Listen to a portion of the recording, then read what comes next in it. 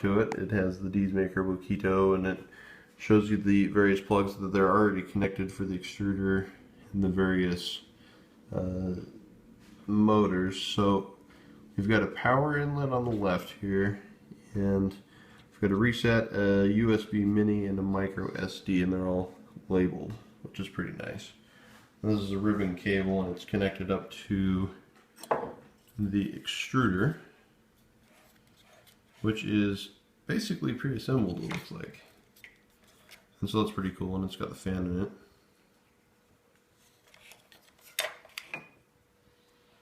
And the connecting circuit board that's already put together for me.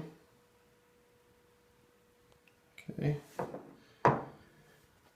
We've got the various metal pieces that form the framework. And this one is labeled with the Z-axis, the other one is not labeled. We've got some rollers. And we have a threaded rod here that has a plastic bit on the end, a tube. And we've got our stepper motors, and these are pretty high quality. They're weighty. They actually weighted down the box in the shipment.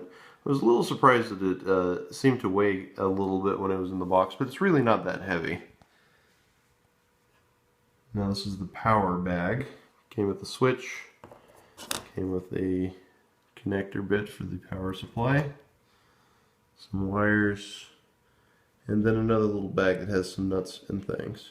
Now one thing to note is there's a lot of really precision cut, laser cut acrylic pieces in here, and these are all clear. They have a really sharp appearance to them.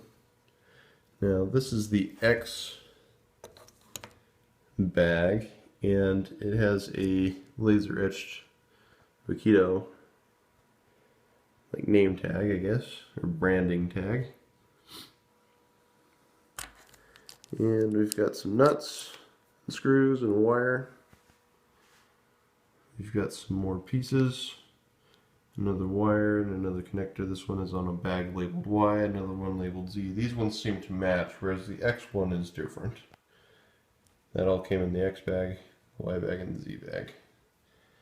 As did these cool laser cut pieces. There's another bag that is labeled Y platform, and it has these knob pieces that look kind of like gears that are plastic. They're pretty cool. Some springs, various bits. I also got some sample PLA. It's black. It's not a ton, but I'll be able to fully calibrate the machine with this, and maybe even get a little print of something off. Something cool, maybe. And then I also got nylon, and this will be fun to kind of play around with, and it'll give me a chance to test out multiple calibration settings for different types of materials. Also got a bill of contents here. It gives me a link to go to the documentation, and it looks like somebody's hand checked off with a marker all of the contents, and there's all the pieces here. So if you're really interested, you can pause the video and see what that page said. Now I also got these sheets, and I like these sheets. They've got perforations in them so that you can tear little strips out. They look, you know, they're not too wide, but they are custom made so that they can slide into the grooves here.